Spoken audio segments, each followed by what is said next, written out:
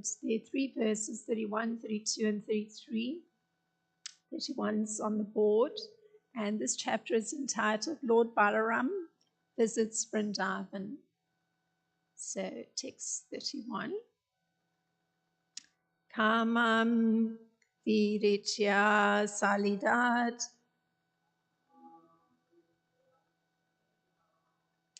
uti maya sitambare ushanani mahanhani.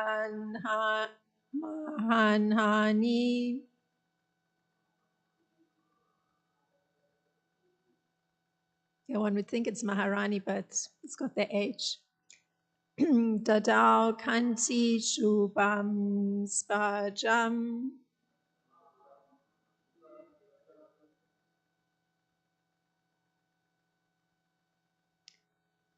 kamam viritya salidad uti maya sitambare ushanani mahanhani. Dadao kanti shubham spajam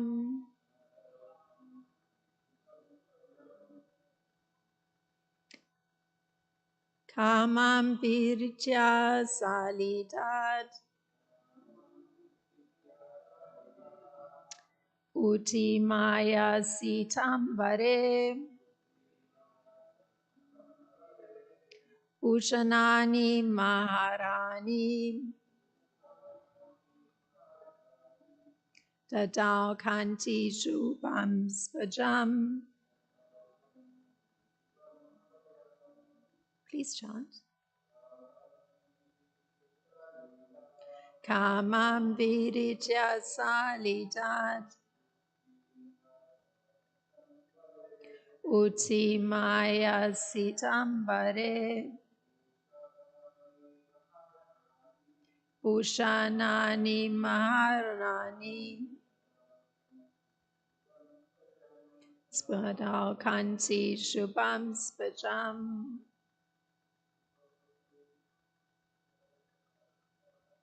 Kamam viritya salidat uti maya sitambare ushanani maharani. Dadao kanti shubham spajam.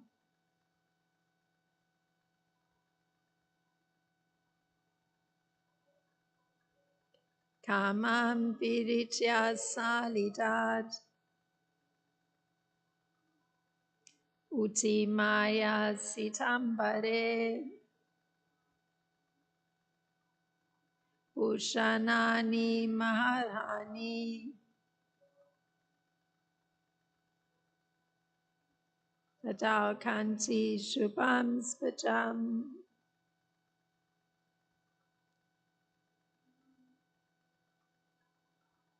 Kamam viritya salidat uti maya sitambare ushanani maharani. Dadao kanti shubham spajam. So the word for word, kamam, as pleased him. Viritya, having played. Salijat, from the water. Utimaya, to him who had risen. Akita, blue. Ambare, a pair of garments, upper and lower. Ushanani, ornaments. Mana, Omaha, greatly. Sorry, sometimes the computer changes something. Arhani, valuable. Dada, gave. Kanti, goddess. Kanti. Shobham, splendidly, beautiful. Srijam, as necklace.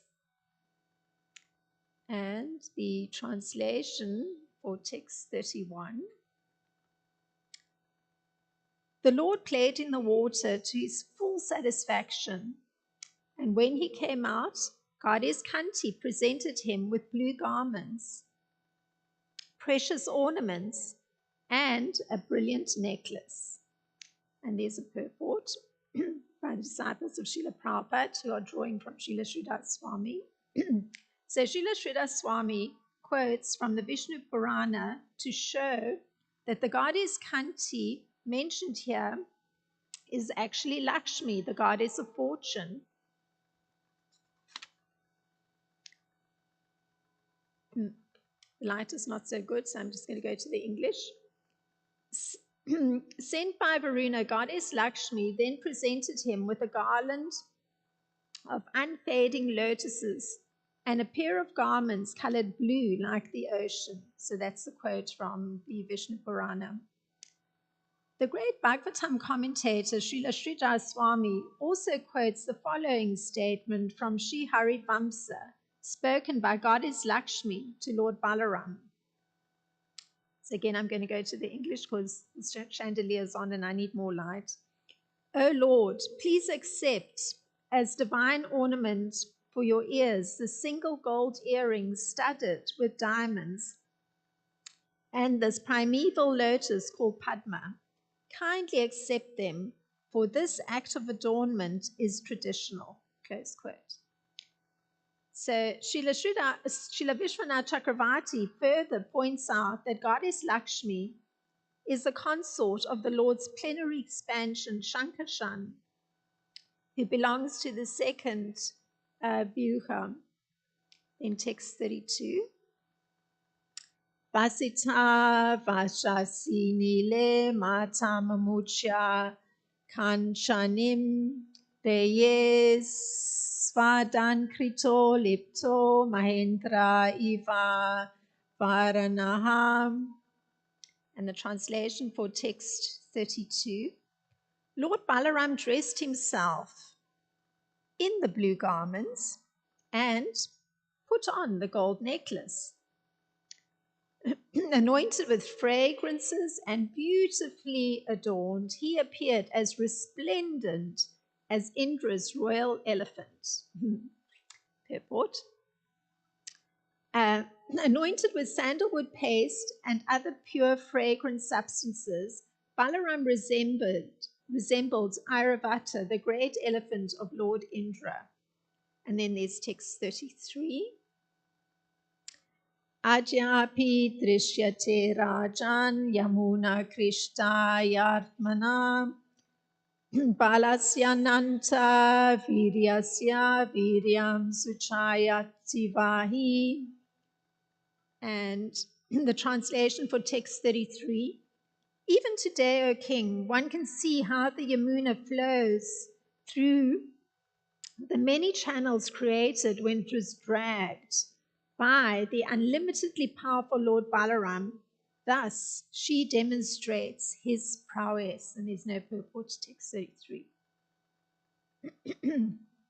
Om Gyanatimirandasya Gananjana Shlakaya Chakshurin Militam Yena Tasmai Shri Gurave Namaha Shri Chaitanya Manopistam Stapitam Yena Bhutale Swam Rupa Kadamayam Dadati Swapadantikam Vandeham Shri Guru Shri Yuta Padakamalam Shri Guru Vaishnavamscha Shri Rupam Sagrajatam Sahagana Ragutam Vitam Sajivam Sadvaitam Savadutam Parijana Saitam Krishna Chaitanya Devam Shri Radha Krishna Padan Sahagana Lalita Shri Vishaka Vitamscha.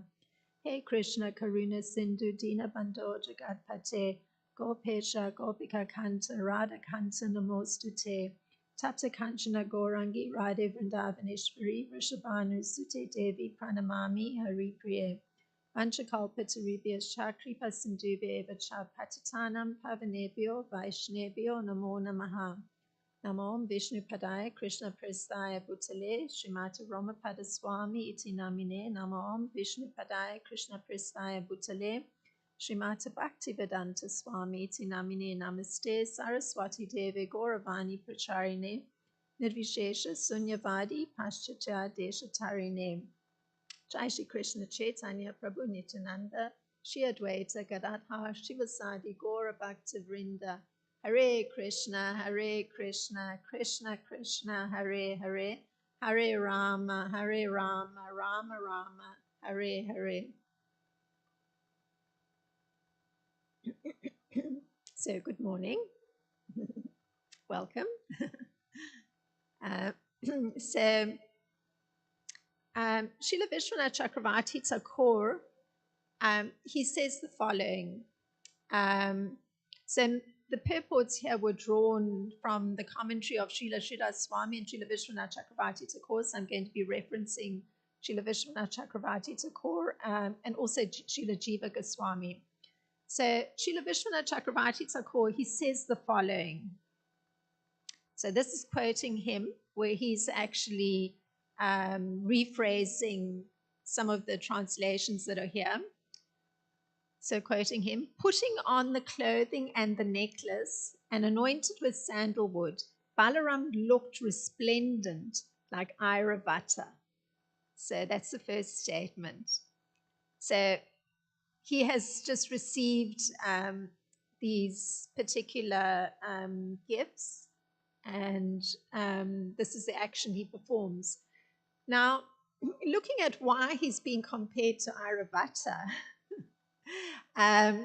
there's mention of the specialness of Airavata by implication, since the mention is that he's got descendants that sported 4 tusks.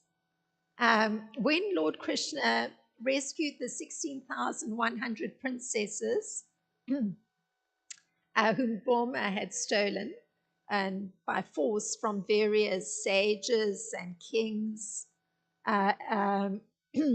He had the princesses, Krishna came to that place and he had the princesses, this is how it's put in the Bhagavatam, arrayed in clean, spotless garments, and then sent them in palanquins to Dwarka, together with great treasures of chariots, horses, and other valuables. Lord Krishna also dispatched 64 swift white elephants, descendants of Airavata, who each sported 4 tusks. So we can understand something of Airavata by implication, that since these are his descendants, he must also have 4 tusks. So very magnificent white elephant. So that's coming from the 59th chapter of Bhagavatam, this particular allusion to Airavata. Now, the comparison is apt, this comparison that's been made between Lord Balaram and Airavata, because Krishna says this of himself. So in Bhagavad Gita, Krishna says, of horses, know me to be Uchaya Sarya, produced during the churning of the ocean for nectar. Of lordly elephants, I am Airavata, and among men, I'm the monarch. So that's a statement made by Krishna. So very appropriate that Lord Balaram is being compared to Airavata, because normally one wouldn't think, comparison to an elephant body. But here it is. Lord Krishna himself says of lordly elephants, he's Airavata. So Srila Prabhupada writes that the elephant was lordly because both the horse that Lord Krishna is saying that he's actually that very same extraordinary horse, Uchaya and this elephant Airavata, They were produced from nectar. So that's the reason they're so extraordinary, because there was the churning of the ocean of milk by the demons and the demigods. And when nectar emerged, I mean, poison and nectar emerged, but when nectar emerged, it was Iravata and this beautiful horse that emerged. So hence, that's the reason they're considered so special. And Srila Prabhupada writes this also. Lord Balaram, and this is coming from Krishna book, Lord Balaram's complexion is white. And when he was properly dressed, he looked exactly like the white elephant of King Indra in the heavenly planets. So it gives some idea of the immense power and strength in Lord Balaram's body, but specifically it's the comparison to the complexion. He has a white complexion. So that's a comparison that's been made here of how Lord Balaram appeared once he put on jewelry and blue garments. The contrast between the dark blue garments and the white complexion was very strong. So he's been compared to Iravata. So I tried to look at why that comparison was so apt. Now, the nice ornamentation of Lord Balaram is due to his having been presented with, and came from Bhagavatam, a brilliant necklace and precious ornaments by Lakshmi, the goddess of fortune. So, once he had emerged from the waters of the Yamuna, so that's when he received these particular items. And Srila Swami quotes from Harivamsa, so that we had read in the purport, and it's spoken by Goddess Kanti to Lord Balaram. So at the time when she's making this presentation of a brilliant necklace, precious ornaments, this is what she actually says to Lord Balaram. Oh Lord, please accept these divine ornaments for your ears, this single gold earring studded with diamonds, and this primeval lotus called Padma. Kindly accept them, for this act of adornment is traditional. So that's how it was presented to Lord Balaram. And one may wonder, why was he being presented with one diamond-studded earring? There was mention earlier on in the text that there was a description that Lord Balaram was sporting a single earring. So it's interesting. Here's Goddess Kanti presenting him with one more earring. So Srila, yeah. So in the process of deity worship, so this particular drawing from Harivamsa of what were the words of Goddess Kanti when she actually spoke to Lord Balaram, presenting him with this necklace, the single gold diamond-studded earring, we can consider a little bit something of how one worships Lord Balaram and Lord Krishna. And in the Pancharatrika Pradipa, in the first volume, which is cross-referencing Lord Krishna's instructions on how to do deity worship, which Krishna tackles in the 11th canto in the 27th chapter. And there's also the Goswami's directions from Hari Bhakti Vilas. So the Pancharatrika Pradipas put those together. And in the first volume, through the whole sequence of how one goes through deity worship, just giving, step by step, the next thing, without giving the detail, just the rundown, giving the picture of deity worship. In text 32, there's an explanation of how a person who has achieved twice-born status, a Brahmana, worships Krishna with devotion. So this is text 32 in Pancharatrika Pradipa. My devotee should then lovingly decorate me with clothing. Krishna talking. A Brahmana thread, various ornaments, marks of tilak and garlands, and he should anoint my body with fragrant oils, all in the prescribed manner. Close quote. So that's the instruction for how you worship a deity. So Krishna and Balaram. And here Goddess Kanti is worshipping Lord Balaram. So she's actually following this procedure, because the particular step, this particular step that I've just described, it follows on the worshipper having bathed the deity using water scented with sandalwood, ushira root, camphor, kunkun, and my computer's changed, agira, I think it is. So substances that allow for the water to be scented. So this that I've just read to you of when this presentation of the Brahminical thread, the ornaments, the tilak, the garland, the fragrant oils for the body of the deity is offered, it's following on the deities having been bathed. So note, Lord Balaram had just emerged from bathing in the Yamuna River. And that is when Goddess Kanti presented him with these ornaments. So you can see that it's actually all very much the proper procedure that's been followed. And she references, she says, this is traditional. So there's an explanation given in the Pancharatrika Pradipa on text 32, and it says that fragrant oils specifically refers to ganda or sandalwood paste. So specifically mixed with various ingredients. And indeed, here Lord Balaram is described as being, and these were the words, anointed with sandalwood. So it's certainly the traditional method. Goddess Kanti is adhering to the traditional method.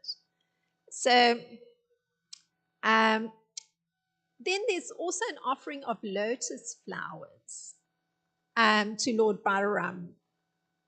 And this also has its counterpart in the Pancharatrika Pradipa, because we're looking at why she's referring to it as traditional. And there's this guideline for worship given in the Pancharatrika Pradipa. It states that the Lord is more pleased with offerings of, and this is the Pancharatrika Pradipa, I'm quoting, first-class flowers than with offerings of jewels and gold. I sometimes laugh, we have in the temple a dear devotee who does the maintenance of the building.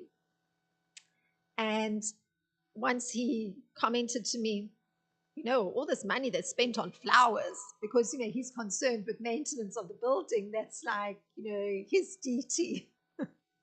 So, but it's actually exactly what pleases Krishna the most. The offering of flowers, even more so than if one were presenting him with gold necklaces. This is what is given in the Pancharatrika Pradipa. So much attention should be given to procuring very suitable flowers. It's extremely important. You have to put your focus on what flowers are being procured. And there's a whole listing of the kind of flowers that are offerable. And I thought it's very interesting to go through. I guess I'm a plant lover, so for me it was fascinating. So you're going to have to bear with me. So offerable flowers are those with a sweet fragrance, especially if they are white or yellow. So I was smiling to myself when I was doing this class yesterday, because I had just gone shopping for my DT, Govinda Hari, who's Govardhan Sheila, and I gravitated towards these white and yellow flowers. I thought these are perfect flowers. And then I was smiling when I came back and I was doing this class that actually that's the preferred color that the deities like. They like white and yellow flowers. And these particular flowers that are white and yellow, they also have this sweet fragrance. So we seldom see it here, but these are jati, which is jasmine, red and white lotuses,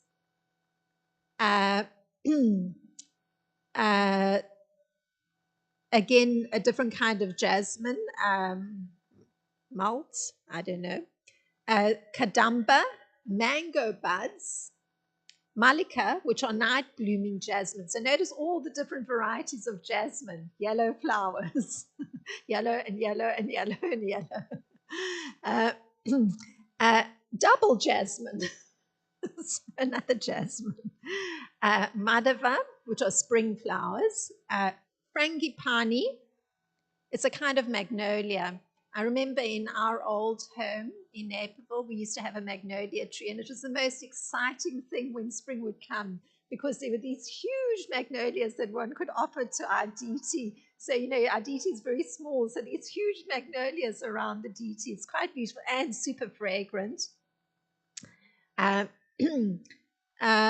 shock, something called China rose, which I'm not familiar with, wood apple,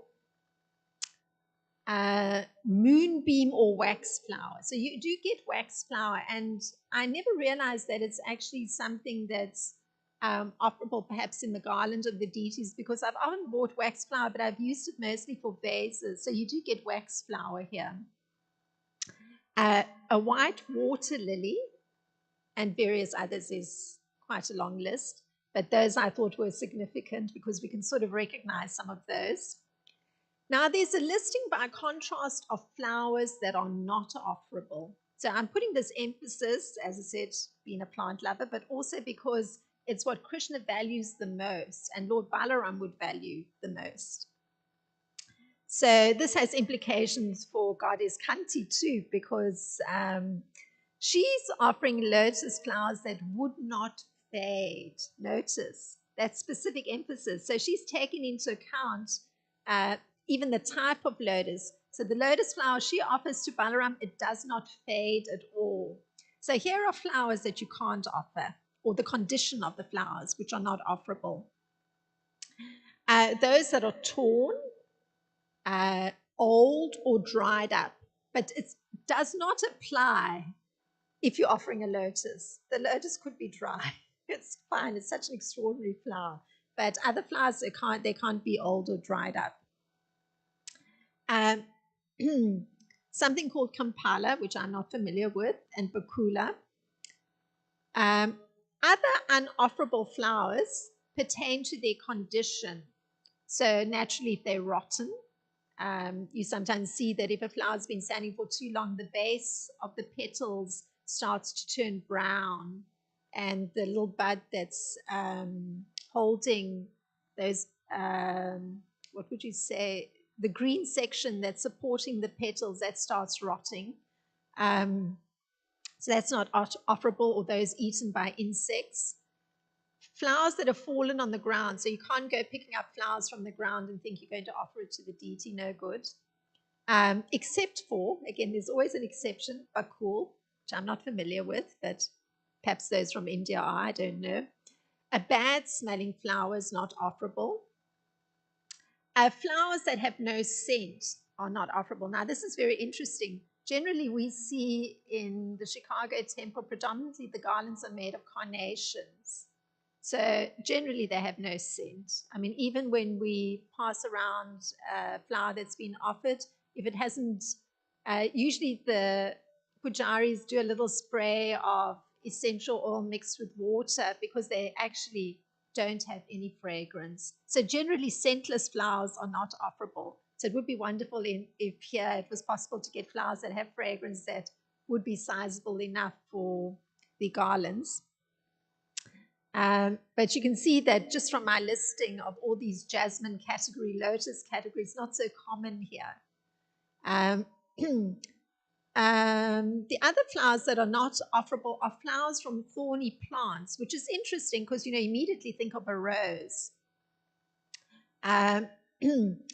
But any color of rose, and a rose itself is quite acceptable, but other thorny flower plants that produce flowers, those flowers can't be offered.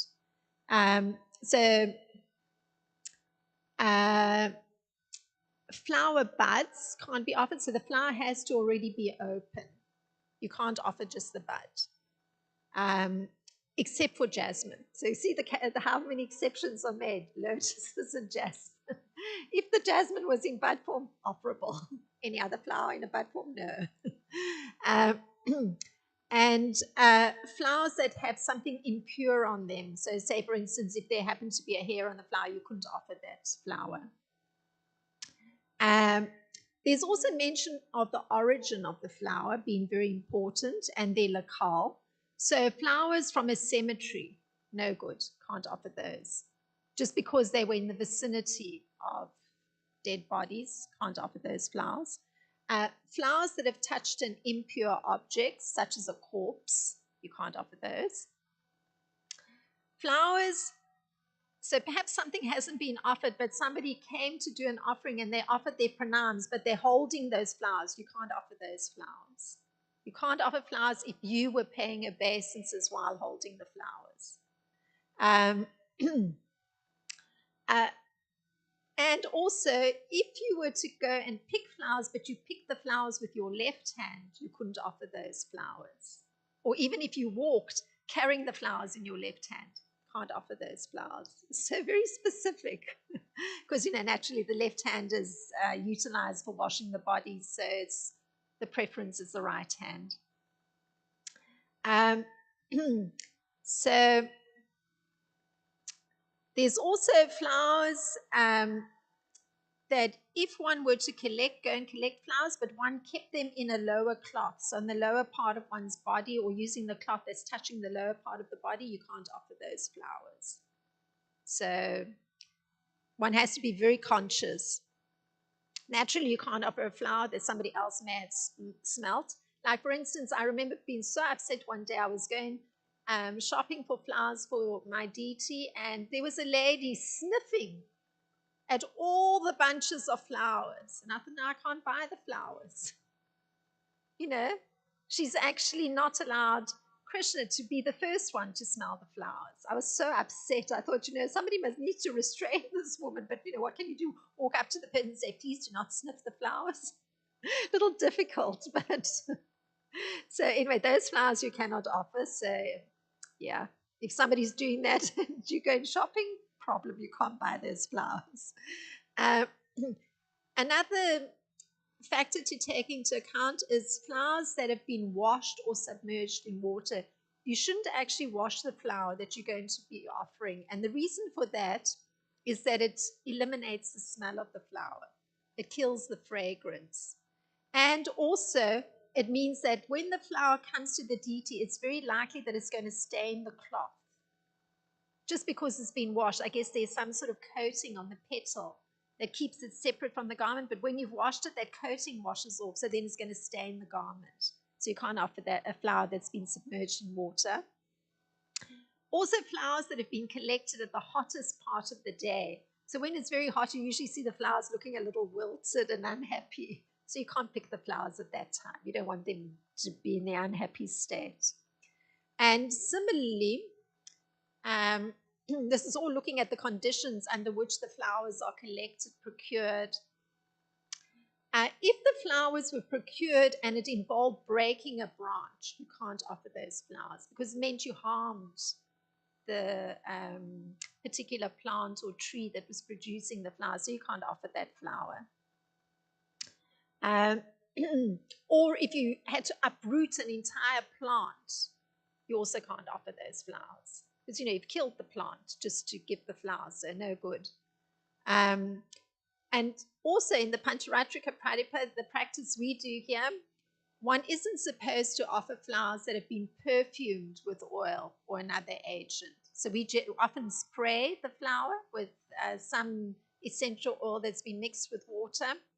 According to the Pancharatrika Pradipha, this is a category of flower not to be offered if you've had to actually apply fragrance to the flower. You want it naturally fragrant. So I don't know, doing research or finding fragrant flowers, because many of the flowers are grown, in hot houses, and probably the genus and species have been genetically manipulated just for size as opposed for fragrance. So there's this problem, flowers that don't have fragrance. So Srila Vishwanath Chakravarti Thakur, he quotes from the Vishnu Purana, and it says, Goddess Lakshmi presented Balaram with a lotus garland which did not fade and a pair of garments. blue like the ocean. So she was taking into account the quality of the flower. It would not fade. And it was in the category of his favorite flower, lotus. If there'd been jasmine, that would have been fine too. Now, there's a further elaboration just connected to what we've been reading on the identity of goddess Kunti, or Kanti, sorry. Srila Vishwanath states that authorities say that she's the wife of Sankarshan. So the second Chaturvyuha expansion, and just looking at this, in the Brahma Samhita, there's a statement by Lord Brahma, Eko pi asau rachaitum jagat anda kotim yat shaktir asti jagat anda chaya yat antaha andantarasta paramanu chayantarastam govindam adipurusham tamaham bhajami. So Srila Prabhupada explains it this way. This is Srila Prabhupada's explanation. One portion is Krishna. Krishna has direct expansions and expansions of the expansion. Just like Krishna, his immediate expansion is Baladev. Then from Balaram, the next expansion is the Chaturvyuha, which is a quadruple expansion. There's Sankarshan, Vasudev, Aniruddha, Pradyumna. And then from Sankarshan, there's another expansion. So the reference here, and that expansion is Narayan, and from Narayan, there's another expansion. So the reference here was that goddess Kunti, she's the wife of Sankarshan. So the expansion of Lord Balaram is Sankarshan. So there's that quadruple expansion along with Sankarshan, Vasudev, Aniruddha, and Pradyumna, and it's goddess Kanti is the wife of Sankarshan. So just to get it clear. So Srila Prabhupada puts it again. Not only one Narayan, but innumerable Narayans, just meaning expansions are innumerable. So by way, and that came from the first canto in the first chapter, in the first verse of Srimad Bhagavatam, Srila Prabhupada explained that. So by way of reinforcing the expansion from Krishna is a statement by the Yamal Arjuna trees in their demigod form. So there was that pastime with Lord Krishna where, being strapped up and having to a wooden grinding mortar, and then he dragged the mortar such that he knocked over two twin Yamal Arjuna trees. This is what they say as they emerge in their demigod forms. So this is reinforcing that expansion from Krishna, which we just heard Srila Prabhupada explaining. They say to Lord Krishna, O Lord, whose glories are covered by your own energy, you are the Supreme Personality of Godhead. You are Sankarshan, the origin of creation, and you are Vasudev, the origin of the Chaturvyuha. You are everything and are therefore the supreme Brahman. We simply offer our respectful obeisances unto you. So there's a statement just reinforcing this note that the whole creation is coming from Sankarshan. So by this one expansion, a plenary expansion is meant for creating this material world. So that's the significance of Sankarshan. So not one universe, but millions of universes. So this is the interesting thing. It's so hard to conceptualize, but that is actually what's happening. And that is what Lord Brahma was saying in the first two lines that I just read to you. Eko pi asau rachaitum jagat anda kotim. It's actually innumerable universes. And of course, Lord Brahma is also referring to the fact that Lord Krishna is entering as Govinda in each of the universes that develop. So that's also part of that particular statement of Lord Brahma. Now, The next verse that we were looking at here, because I was looking at 31. Next verse, 32, references the effect created by Lord Brahma's usage of his plow. Now, he had told the Yamuna River, because you did not come being called by me, I will divide you into 100 parts with the tip of my plow. That's what he told her. One can recall that she had taken it that he was in an intoxicated state and had not responded to him when he called her, because his desire was to go and play in the waters of the Yamuna with the gopis, and she did not respond. So this was his response to her. And Srila Prabhupada writes, again in Krishna book, this is him, the river Yamuna still had many small branches due to being scratched by the plow of Lord Balaram. And all these branches of the river Yamuna still glorify the omnipotence of Lord Balaram. So he merely had to scratch his plow to divide her into the very many tributaries that are there.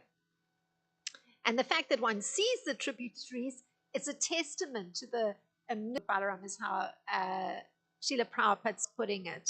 So that omnipotence, it was understood by Yamuna River, or Yamuna Devi, because she puts it this way: Rama, Rama, O mighty armed one, I know nothing of your prowess.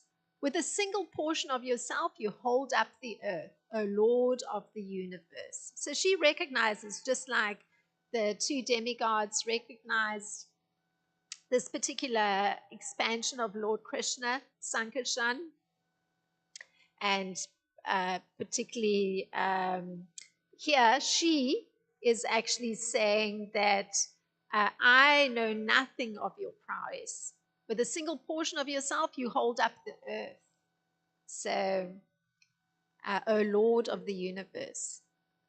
So, this single portion refers to Lord Balaram's expansion as Shesha. So, in a similar manner, and this was in yesterday's class, there was mentioned in a different context, the problem that Lord Balaram ran into with the Kauravas. So he did the same thing.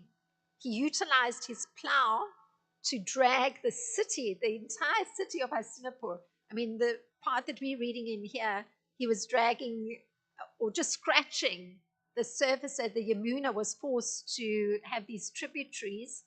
But in the case of the Kauravas, he started to drag the entire city, and it's put like this.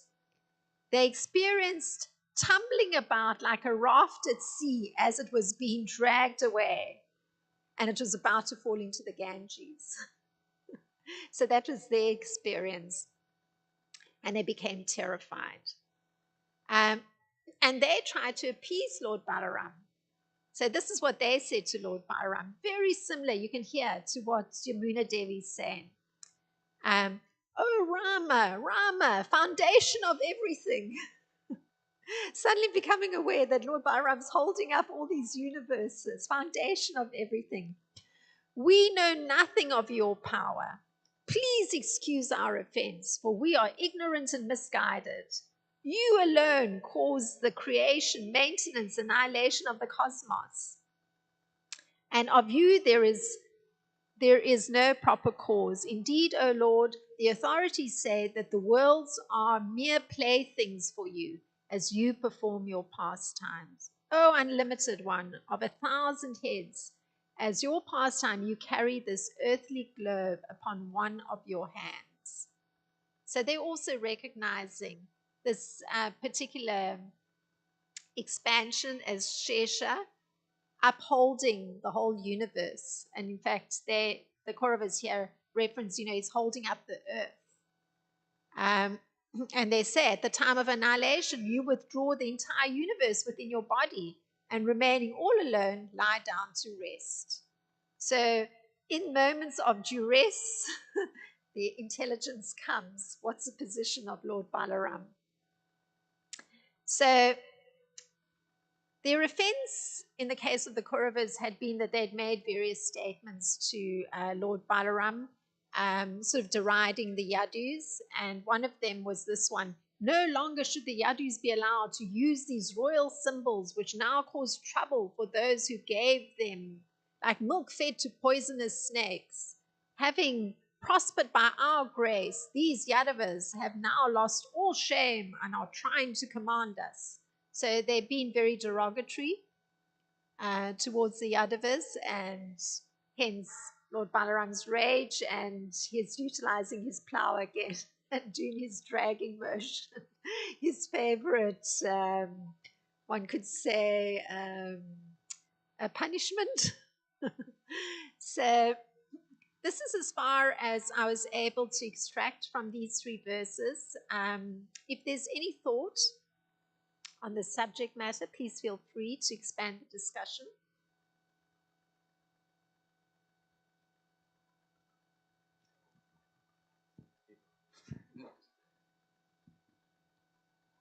Thanks, Krishnarchana.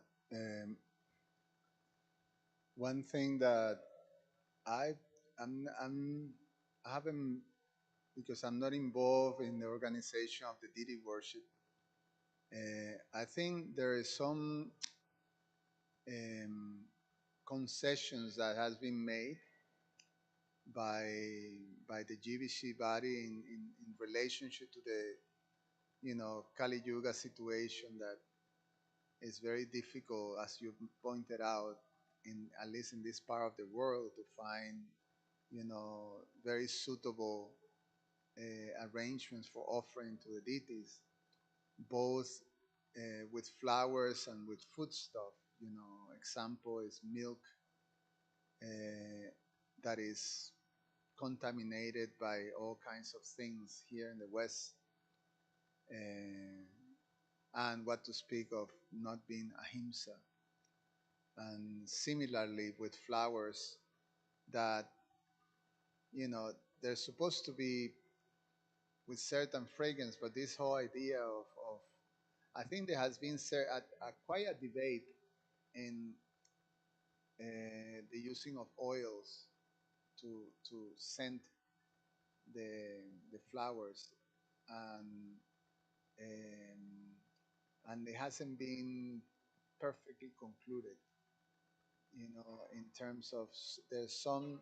I remember hearing some very strongly, just as you mentioned, following the instruction of the Hari Bhakti Vilas, that that these are not offerable. But then on the other hand, is that what are you going to offer them?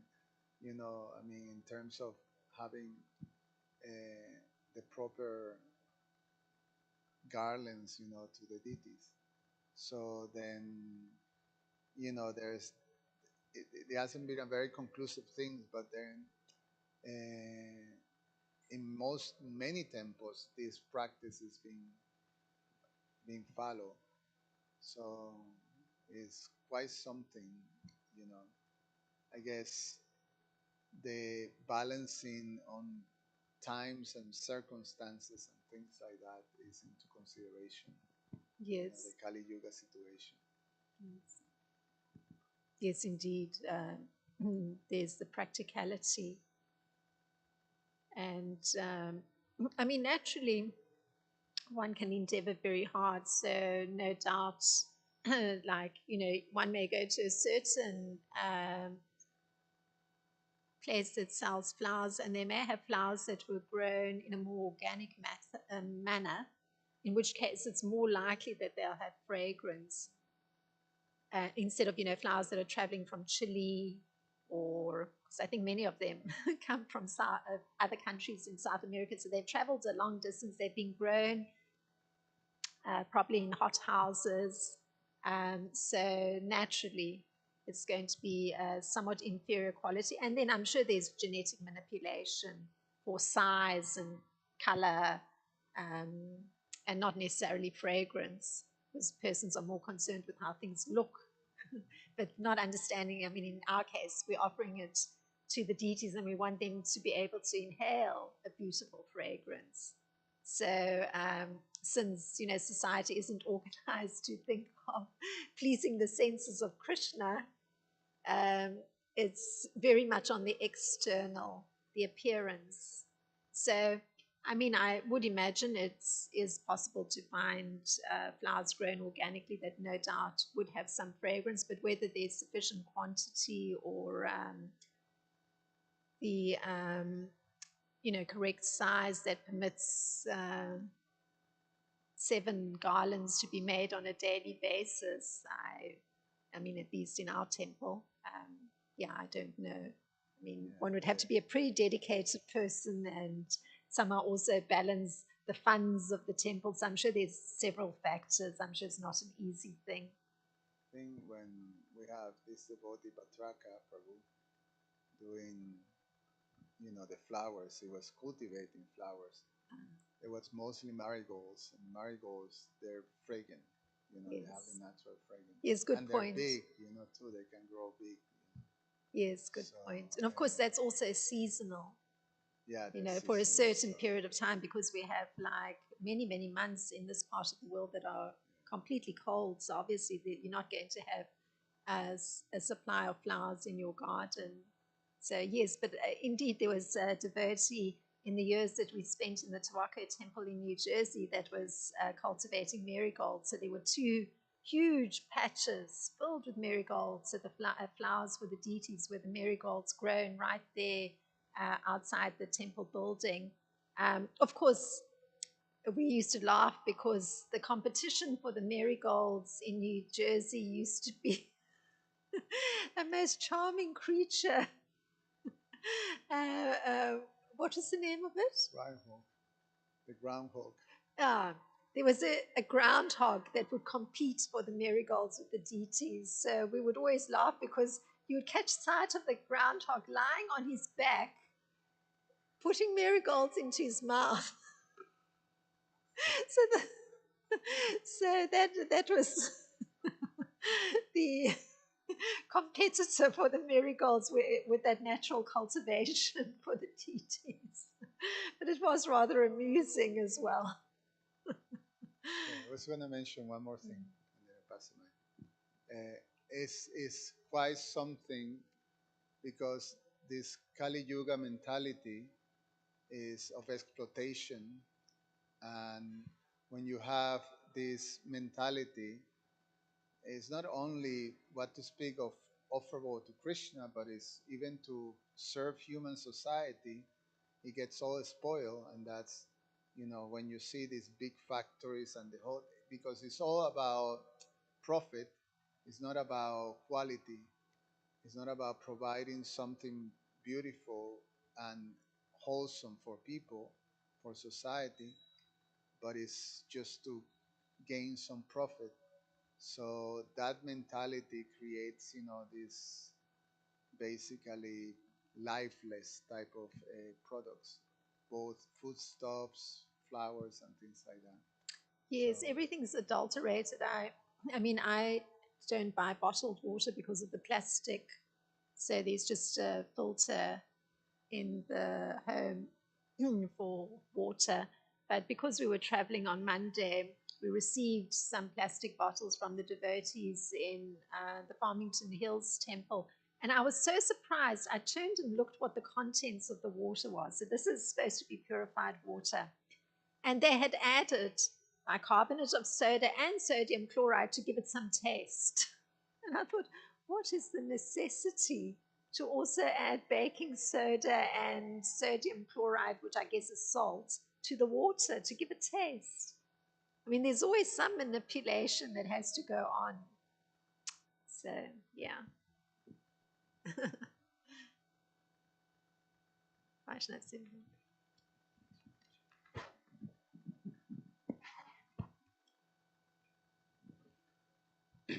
Thank you for your class, Mataji. I just wanted to share, if it's okay. I thought it seems like it's so important to have that person, like we had Prabhupada. He could he he could just say, make a statement, and then everyone knew what to do. You know, whatever he said because we're following Prabhupada. So it's just, to me, it brings um, light to the importance of having that one person we can trust, to follow. Because in let's say unity and diversity, right? Who is the person that we can trust to make the decision what to do, what not to do? I have evening transfer tonight, and I gotta spray oil on the flowers, and I have to make milk and think about all these things. But at the same time, who is the person I can trust that allows me to spray this on the flowers and use this type of milk? And who is the person who can say, no, it's okay, you can go to the store and get some grass fed organic milk on your own, get you some pistachios and make some milk for the Lord? So it's just, to me, all of it brings attention to the importance of having that acharya present, or someone that we can trust to bring the unity and the diversity. Well, the temple or temples are supposed to have structure. So there's persons that manage each department. There's a person who manages, and then above those persons managing each department, there's either a temple president, vice president, or a council. In this temple, we have a council, and that council is also then accountable to the GBC, the governing body and commissioner. So there is a structure within ISKCON. So, and things that come up ultimately have to actually be approved by the GBC body. So that's a system Srila Prabhupada set up. So his, that one authority referring to is the GBC body. So even everything I've read, the Pancharatrika Pradipa, I mean, it was compiled by devotees as a GBC, a body that deals with deity worship. So they compiled what Krishna has sent in the 11th canto, 27th chapter on deity worship, taking into account also the Hari Bhakti Vilas, which is the 6 Goswamis' instructions on deity worship. It's been put together and it's devotees doing it. So the GBC is that authority that you're referring. So if we're finding ourselves as simple devotees, as having to do the service of spraying, giving the flowers a squirt of the essential oils to give them some fragrance, one just takes it that presumably it's gone through an approval system within the structure of ISKCON. So that's how it is at the present time. Yeah, I mean, obviously some decisions were made, factors were considered, just like when I was discussing this. You have to consider, okay, what is practical, what is available, what is realistic. So you have to sometimes reach a compromise. So, but there is, in ISKCON, there is that authority, the governing body commission. Yeah. So, well, thank you very much for your kind attention. Srila Prabhupada ki jai, Srimad Bhagavatam ki jai. Srila Rampada Swami ki jai. Thanks so much, Sivananda. It gives me a chance to